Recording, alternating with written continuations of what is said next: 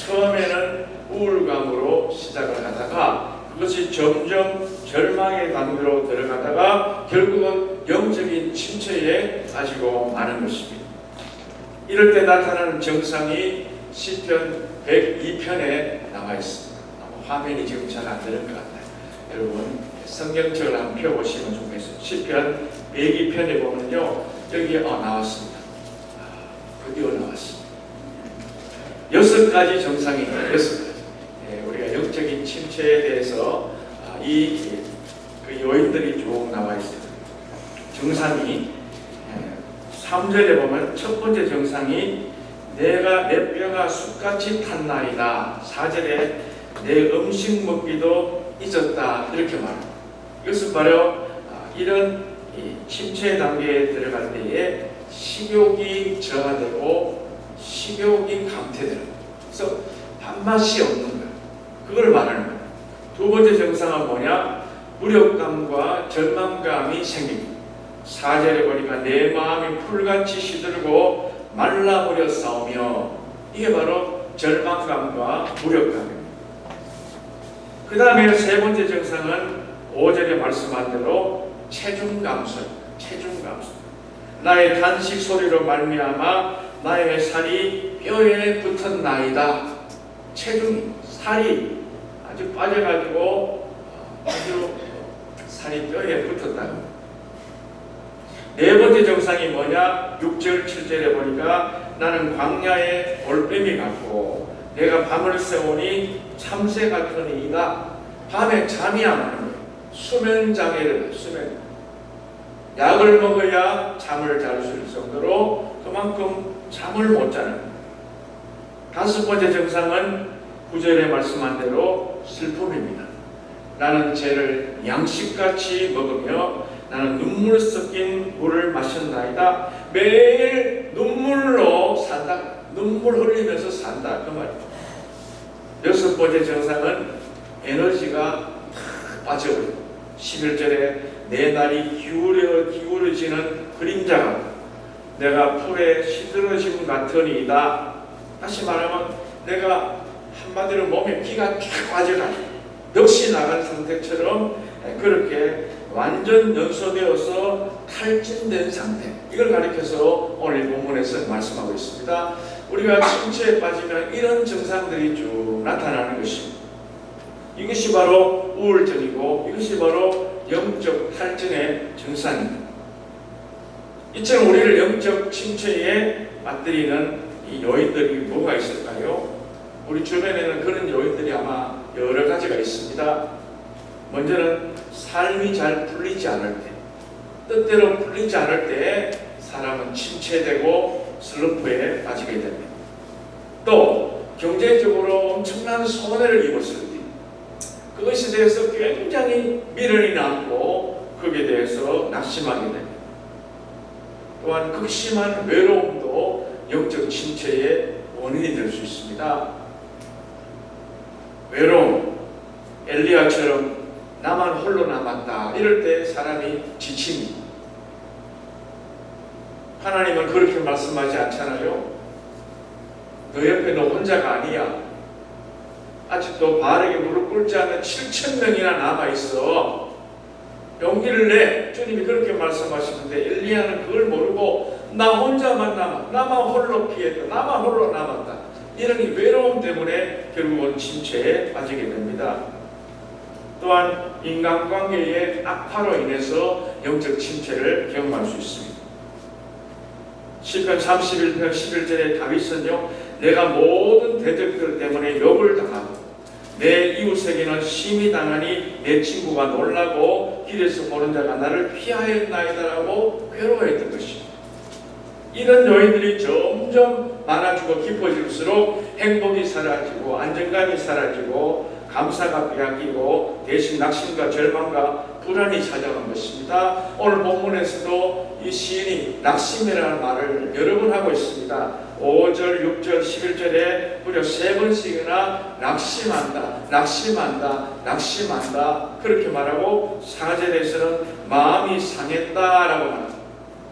오늘 이 시인을 한번 보면은요, 뭔가 그에게 찾아오고 있지 않습니까? 그에게 무력감과 그에게 침체감이 그에게 몰려오고 있는 것을 보고 있지 않습니까? 그가 침체와 슬럼프가 와서 괴로움을 호소하고 있는데, 우리가 영적으로 보면 어떨 때 우리에게도 이런 침체가 찾아옵니다. 영적인 슬럼프가 언제 찾아옵니까? 그것은 바로 하나님과의 교제가 단절되었을 때에 침체가 찾아옵니다. 오늘 본문 앞에 4절에 보니까 내가 전에 성의를 지키는 무리와 동행하여 기쁨과 감사의 소리를 내며 그들을 하나님의 집으로 인도하였더니 이제 이 일을 기억하고 내 마음이 상하는도다, 이렇게 말합니다. 이 시인은 과거에는 왕성하게 교회를 다녔습니다. 성전을 출입했습니다. 많은 사람들과 함께 예배의 자리에 참여했던 사람입니다. 그런데 지금은 무슨 연유인지 예배에 참석하지 못하고 그런 마음만 상하고 있다, 그런 말씀입니다. 것입니다.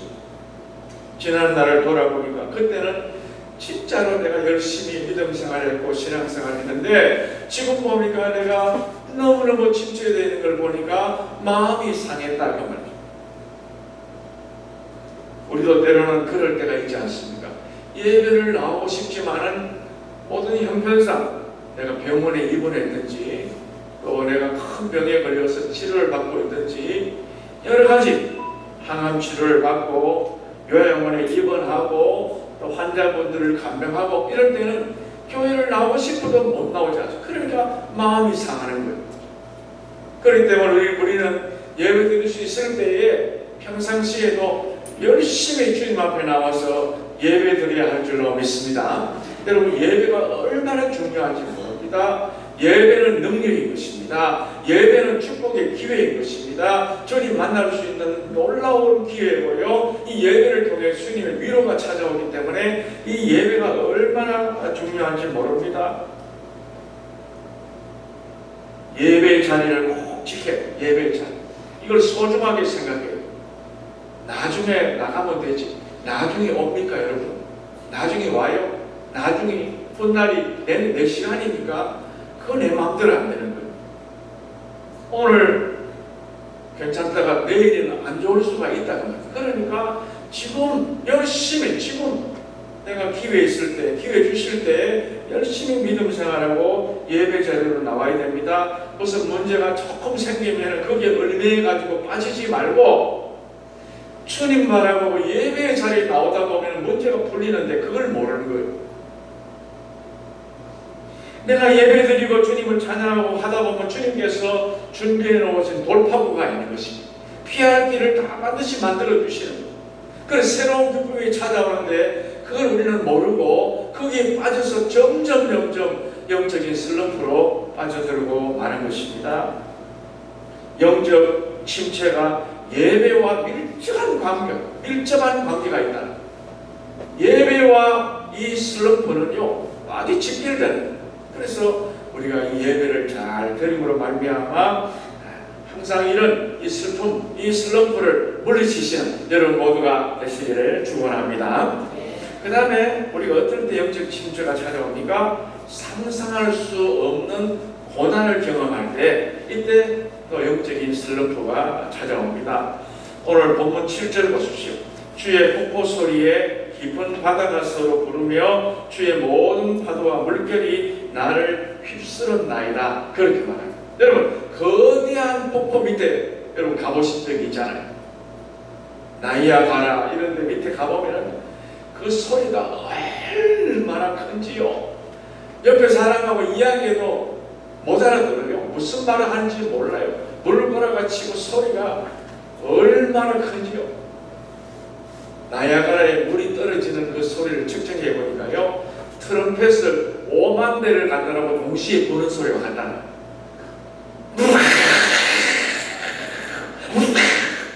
이야, 그게 하루 종일이다. 하루 종일. 귀가 막 멍멍한 거예요. 물보라가 막 나가고 앞이 안 보이는 거예요. 오늘 시인은 바로 그걸 말하고 있습니다. 지금 내가 어려움을 당해가지고 앞이 안 보이는 거야. 앞이.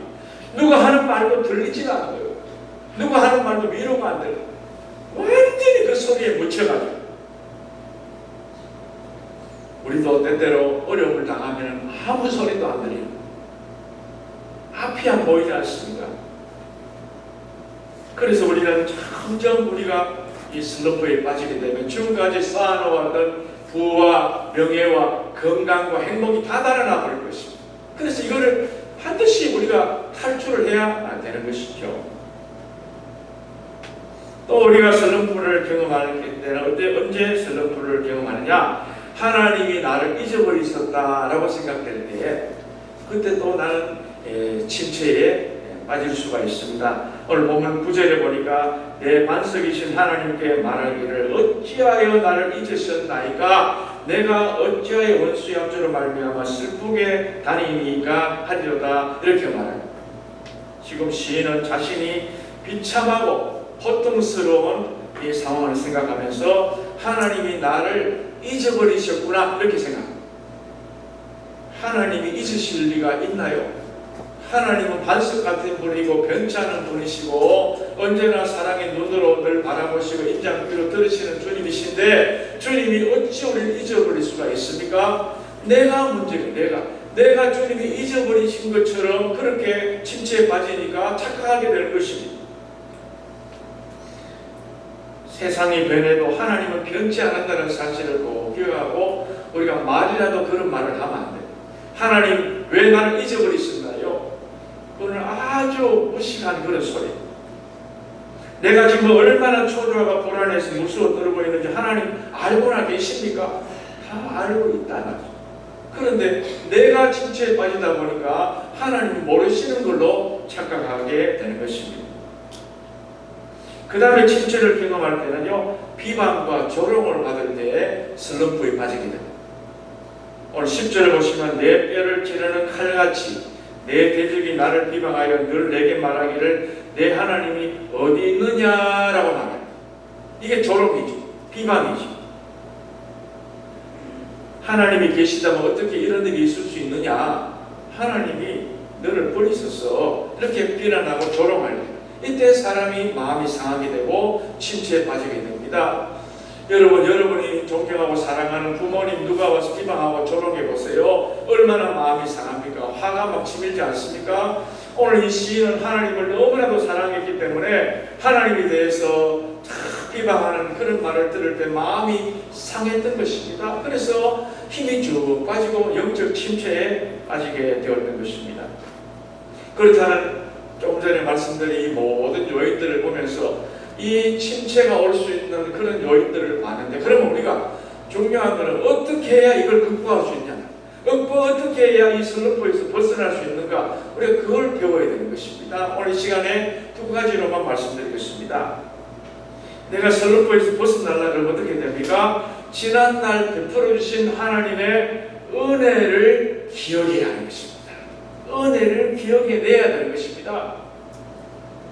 오늘 6절에 보니까 내 하나님이여 내 영혼이 내 속에서 낙심이 되므로 이 낙심이 될 때 뭐 있느냐? 내가 요단 땅과 헤르몬과 미살산에서 주를 기억하나이다 이렇게 말합니다.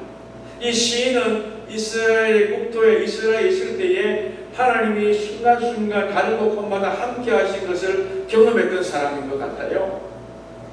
요단 땅과 이거는 이스라엘 전체 국토를 의미하는 말이고요. 미살산 이렇게 말하는 헤르몬산은 이스라엘의 북부의 제일 높은 백두산보다 더 높은 산이 헤르몬산입니다. 그리고 미살산이라고 하는 아마 그런 지역의 조그마한 이름 모를 그런 산인 것 같아요. 그러니까 이스라엘의 크고 높은 산을 통칭하는 말이 헤르몬산, 미살산입니다. 요단 땅과 그리고 높은 산들, 낮은 산들 거기에서 내가 하나님을 찬양하고 예배하고 주님의 은혜를 경험했던 게 기억납니다. 그러니까 용기가 생겨요. 내가 지난날 하나님이 주시는 은혜를 생각하면 내가 살아갈 용기가 생기고 힘이 생기는데 하나님의 은혜를 잊어버리면요, 그럼 그때부터 계속 밑으로 수렁으로 빠져들 수밖에 없는 것입니다.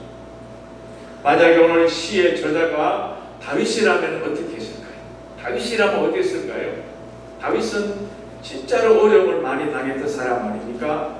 그런데 사울로부터 날마다 쫓기고 도망다니고 죽을 뻔한 그런 고비가 한두 번이 아니고 도관에 든 쥐가 있을 때도 많았습니다. 한 번은 다윗이 이 사울에게 쫓겨가지고 숨었는데 사울의 군대가 점점 이렇게 좁혀 들어오는 겁니다.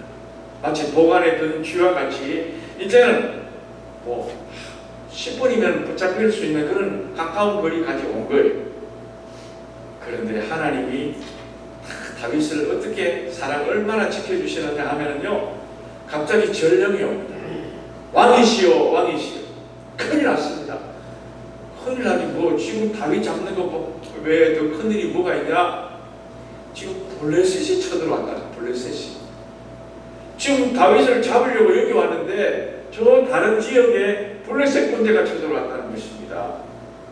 그러니까 사울이 볼 때 아무리 지금 급해도 이 다윗 잡는 것보다는 블레셋 막는 게 지금 더 중요하니까 이거를 풀고 호의를 풀고 블레셋을 막으러 나갔던 것입니다. 하나님이 다윗을요 생명싸개로 보호하시는, 순간순간 지켜주시는, 곧 잡힐 듯 말 듯 끝났다. 지난주에 말씀드렸지만 끝났다고 주님이 말씀하기 전에는 끝난 게 아닙니다. 네. 끝난 게 아니에요. 야구의 역전의 명수가 군산상고입니다. 군산상고는 꼭 하여튼 9회 말 마지막 투아웃 이때 해가지고 딱 쳐가지고 우승하는 전력이 많은 그 팀이 바로 군산상고입니다. 우리가 인생의 막다른 골목에 들어왔을 때 하나님의 은혜를 기억하면은 다시 살아날 수 있어요. 얼마든지 다시 회복될 수 있어요. 그런데 이제는 10분밖에 안 남았다. 이제 얼마 안 남았다. 이런 생각하고 하나님 은혜를 까마득히 잊어버리면 어떻게 돼요? 완전히 그냥 꼴가닥 물속에 빠져들 수밖에 없다는 것입니다. 성경에 보면 하나님께서 이스라엘 백성들에게 몇 번이고 나를 기억해라 라는 말씀 많이 하신 이유가 바로 그겁니다. 내 은혜를, 내가 너와 함께 했던 모든 사실을 기억해내면 너는 일어설 수 있어. 그걸 가르치시기 위해서 하나님께서 이스라엘 백성들에게 할례를 행하라. 할례를 통해서 하나님이 함께 하심을 기억해내라 그 말인 것입니다. 맥주절과 유월절과 수장절을 그때마다 지켜라. 왜? 그걸 지키면서 하나님의 은혜를 기억해내라 그 말 아닙니까? 끊임없이 자녀들에게 쇠마의 말씀을 가르치면서 하나님이 함께 하심을 기억해내라. 잊어버리지 말라. 이런 말씀이 성경에 굉장히 많이 나옵니다. 여러분들도 지난날 받았던 은혜가 얼마나 크고 놀라우신데 그 은혜를 잊어버리지 말고 기억해냄으로 말미암아 다시 한 번 더 일어설 수 있는 우리 모두가 될 수 있기를 간절히 축원합니다. 그 다음에 우리가 이 슬럼프에서 벗어나려고 그러면 어떻게 됩니까?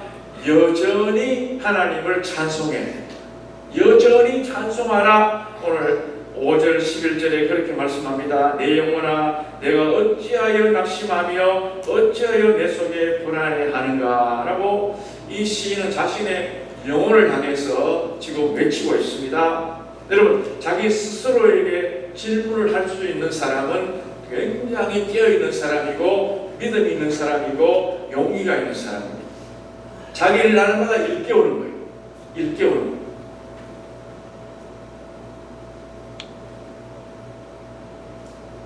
자신이 내가 지금 어디에 서 있는가, 내가 어디에 지금 어디로 가고 있는가, 이걸 날마다 자기에게 물어봐요. 질문하는 거예요. 내 자신에게 자꾸 질문을 던질 때 진정한 회개가 나오시는 거예요. 아하, 내가 지금 잘못 가고 있구나. 내가 지금 잘못 생각하고 있구나. 내가 잘못 믿고 있구나. 그걸 내가 질문을 통해서 발견하게 되고 회개가 일어나게 되고 그때부터 변화가 시작되기 때문인 것입니다. 그래서 오늘 이 시인은 자신을 향해서 질문만 던지는 것이 아니고요, 자기 영혼을 향해서 선포했습니다. 어떻게 선포합니까? 하나님께 소망을 두라.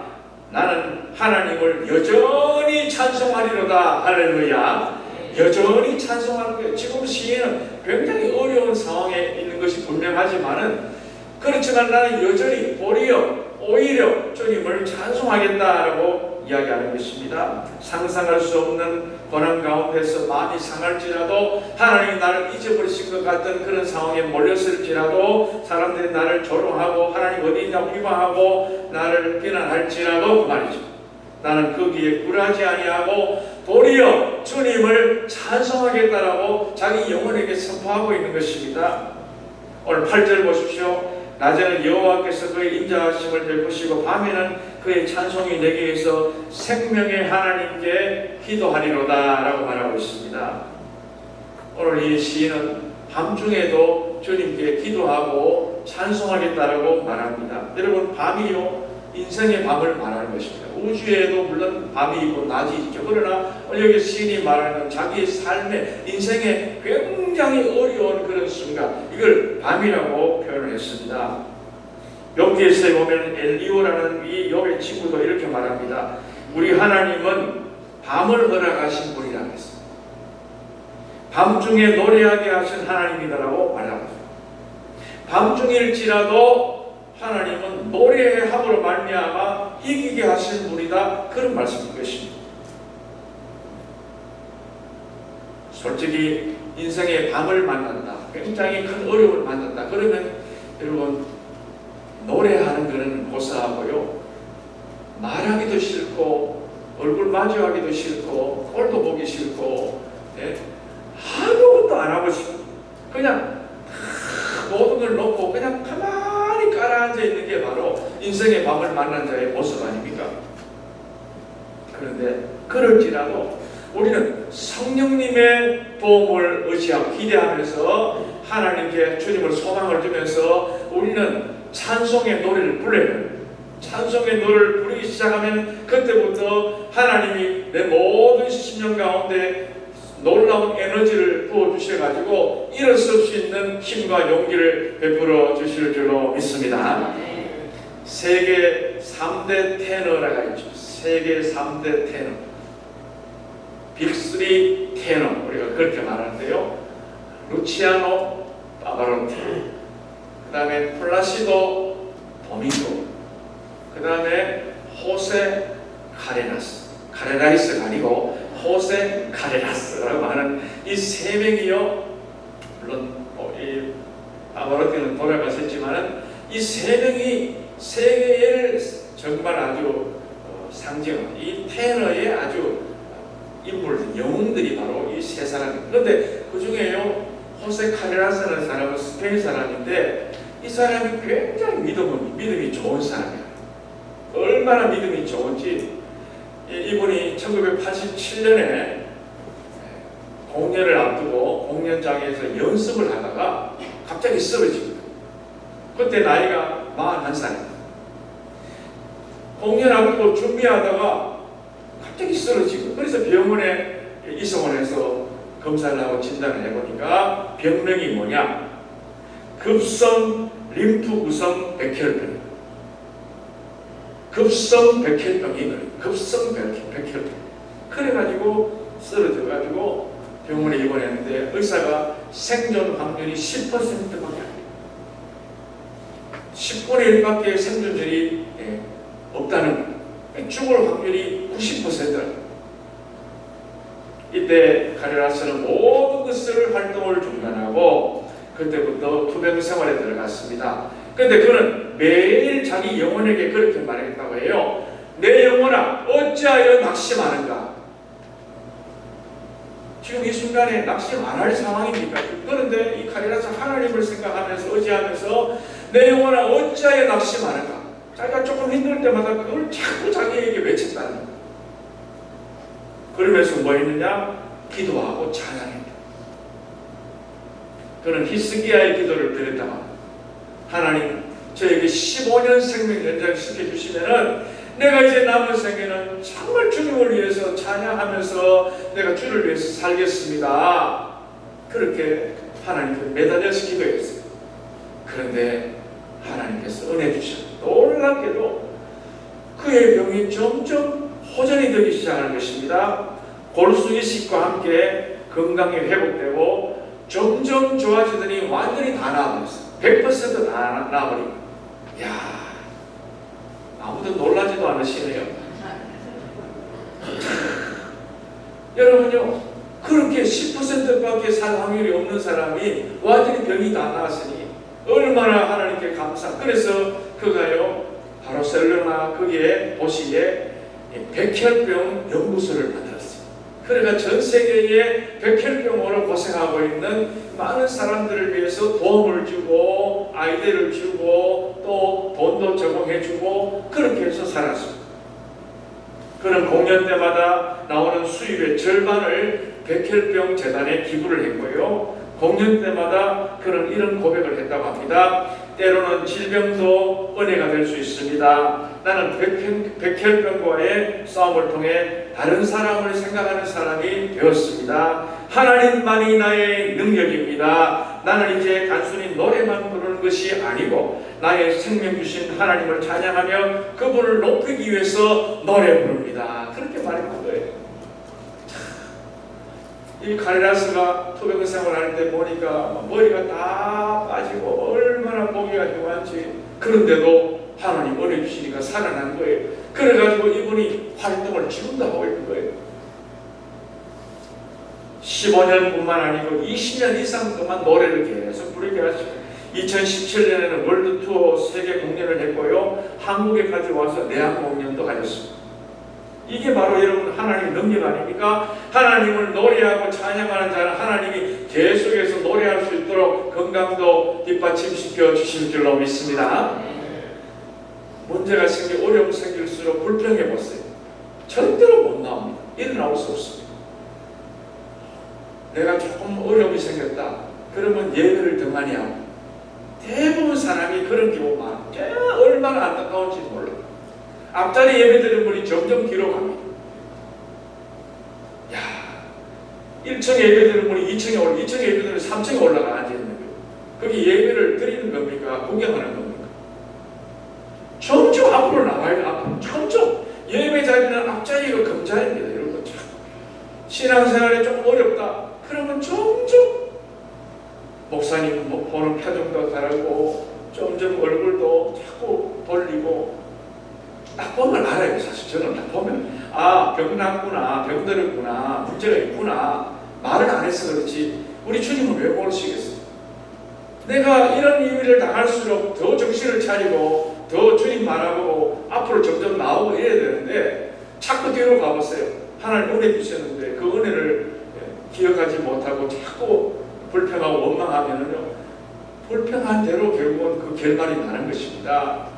민수기 14장 이스라엘 백성들이 하나님 앞에 감사하지 못하고 원망 불평하니까 불평한 하루를 1년으로 계산해가지고요 40일 동안 불평했으니까 40년 동안 병병이 돌리지 않습니까?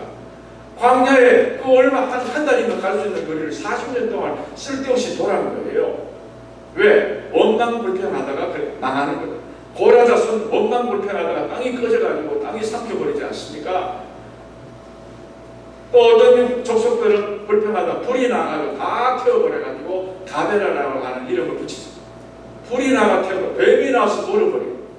원망 불평 안 하면은 하나님 은혜 주시는데 슬럼프에 빠져가지고 점점 정신을 못 차리고 헤매고, 그럴수록 나만 손해예요. 나만 잘못되면 그러면 그거 끝나는 게 아닙니다. 사실 그걸 통해서 점점 내 후손이 불행해지는 거예요. 안 좋아, 일이 안 풀리는 거예요. 내가 정신을 똑바로 차리면 하나님 은혜 주셔가지고 우리 가정도 살고 내 자녀도 살고 내 이웃도 살고 우리 교회도 살고 다 사는데, 오늘 이 주시는 말씀이 바로 이 핵심이 바로 그겁니다. 슬럼프에 빠지는 이유를 알고 회복되려면 그러면 어떻게 돼요? 예배를 더 소중히 여기고 하나님 앞에 찬송하고. 바울이 옥에 갇혔을 때에 어떻게 회복되었습니까? 찬송하고 기도했잖아요. 환난과 핍박 중에도 성도는 신앙 지켰는데 내 주는 강한 성령 방패와 병기 되신다. 예돈수 마귀는 지금도 나를 노려보고 있지만은 우리 대장 예수 그리스도께서 함께 하시면 내가 이길 수 있다. 노래 부르는 거, 노래 찬송 부르는 카리라스처럼 노래 부르니까 하나님이 회복시켜 주시지 않습니까? 문제가 큰 만큼, 문제가 깊은 만큼 하나님께 나와 기도하고 찬송하면서 주의 능력을 붙드시기를 바랍니다. 그리하면 모든 고난은 터널과 같습니다. 시작이 있으면 끝이 있습니다. 동굴과 터널이 다른 게 바로 그거 아닙니까?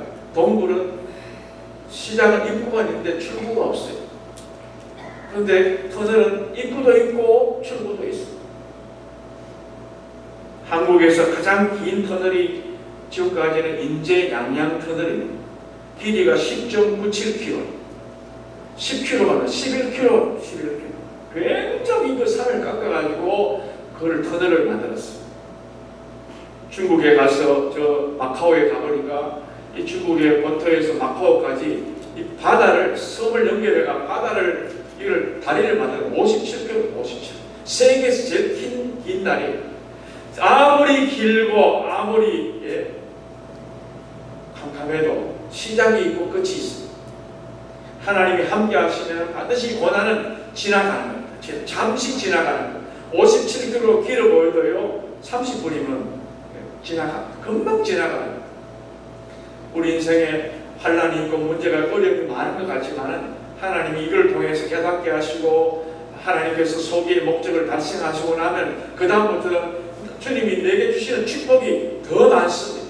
날마다 비가 오는 게 아닙니다. 꾸준 날만 있는 게 아니에요. 맑은 날이 더 많아요. 항상 우리는 그걸 생각하고 슬럼프가 왔을 때 원인이 뭔가 발견하고 이걸 극복해내시는 여러분 모두가 될 수 있기를 간절히 축원합니다. 기도하겠습니다. 하나님 감사합니다. 우리가 살면서 때때로 믿음이 약해지고 환경을 바라보고 또 모든 처지를 형편을 바라보면서 또 낙심하고 절망하고 또 실망하고 포기할 때가 많지만 오늘 주신 말씀 기억하면서 우리가 예배자를 소중하게 여기고 주님 앞에 나와 기도하고 또 여전히 주님을 찬송함으로 말미암아 모든 문제에서 벗어날 수 있도록 도와주시옵소서. 우리 믿음이 날마다 독수리 같은 새 힘을 주시고 위를 향해 상승하는 믿음이 될 수 있도록 도와주시옵소서. 그리하여 우리 모든 우리 성황의 성도들 가정가정마다 하나님의 함께하심과 풍요로우심을 날마다 경험하며 살아가게 도와주시옵소서. 예수님 이름으로 기도하옵나이다. 아멘. 말씀을